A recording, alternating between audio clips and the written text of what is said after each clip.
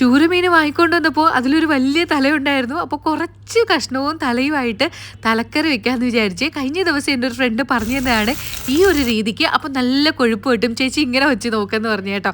അപ്പോൾ എണ്ണ ഒഴിച്ച് ഉലുവയിട്ട് ഇച്ചിരി കൂടുതൽ ഉലുവ ഇട്ടിട്ടുണ്ട്. അതൊന്ന് പൊട്ടി കഴിയുമ്പോൾ അതിലോട്ട് ഇഞ്ചി വെളുത്തുള്ളി, ഇഞ്ചി ഒരു ലേശവും വെളുത്തുള്ളി ഇച്ചിരി കൂടുതലും, അതൊന്ന് മൂത്ത് വരുമ്പോൾ ആവശ്യത്തിന് മുളക് പൊടി. കാശ്മീരി മുളകാണ് ഇടുന്നതെങ്കിൽ കുറച്ചുകൂടെ കൊഴുപ്പ് കിട്ടും. ഇതിപ്പോൾ ഞാൻ രണ്ടും കൂടെ മിക്സ് ചെയ്ത് പൊടിച്ചതാണ് ഇട്ട് കൊടുത്തത്.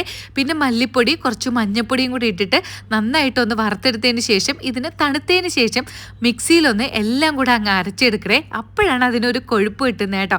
വീണ്ടും കുറച്ച് എണ്ണ ഒഴിച്ച് ഈ അരപ്പിനെ ഒന്ന് അതിൻ്റെ പച്ചമണം മാറുന്നത് വരെ നന്നായിട്ട് വഴറ്റി ഒന്ന് അടച്ചു വെക്കുക.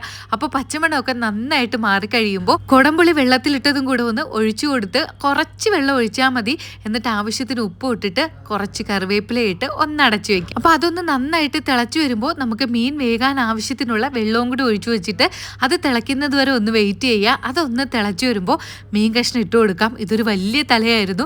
സാധാരണ ഞാൻ ഇങ്ങനെ അങ്ങനെ വയ്ക്കാറില്ല കേട്ടോ. ഇതിപ്പോൾ എനിക്ക് എന്തോ മുഴുവൻ തല കഴിക്കാനൊരു കൊതി, അങ്ങനെയാണ് വച്ചത്.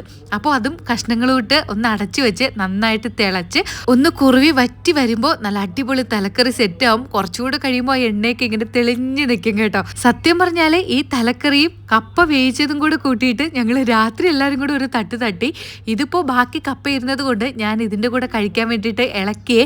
അപ്പോൾ പിറ്റേ ദിവസമായപ്പോൾ കുറച്ചുകൂടെ ടേസ്റ്റ് ആയിരുന്നു കേട്ടോ ആ മീൻ കറിക്ക്. അപ്പോൾ കപ്പയും ചോറും നല്ല അടിപൊളി പുളിശ്ശേരിയും ഈ തലേ ദിവസത്തെ മീൻ മുളകിട്ടതും കൂടെ കൂട്ടി എൻ്റെ അമ്മോ ഉച്ചയ്ക്കൊരു പിടി പിടിച്ചു. പുറത്താണെങ്കിൽ അത്യാവശ്യം നല്ല തണുപ്പൊക്കെ ഇപ്പോൾ തുടങ്ങി. പിന്നെ ഉച്ചയാകുമ്പോൾ കുറച്ച് വെയിൽ വരുന്നത് കൊണ്ട് ഒരു ആശ്വാസമുണ്ട്. ചൂടോടെ തന്നെ വിളമ്പി കഴിക്കണം. ഇല്ല വിളമ്പി കുറേ കഴിഞ്ഞാൽ അതങ്ങ് തണുത്ത് പോകും കേട്ടോ, തണുപ്പായതുകൊണ്ട്. അപ്പോൾ നല്ല ചൂട് ചോറും ആ പുളിശ്ശേരിയും നല്ല ചൂട് കപ്പയും മീൻകറിയും എല്ലാം കൂടെ കുഴച്ച് സത്യം പറഞ്ഞാൽ ഇപ്പോൾ തന്നെ എൻ്റെ വായിൽ വെള്ളം വരുന്നു കേട്ടോ. എല്ലാം കൂടെ കുഴിച്ച് ഒരു പിടി അങ്ങ് പിടിച്ചു. അടിപൊളി ടേസ്റ്റ് ആയിരുന്നു കേട്ടോ, ഒന്നും പറയാനില്ല. അല്ലെങ്കിൽ ഈ കപ്പയും മീൻകറിയും പുളിശ്ശേരിയൊക്കെ ആർക്കാ ഇഷ്ടപ്പെടാത്തതല്ലേ? എന്തായാലും സൂപ്പർ.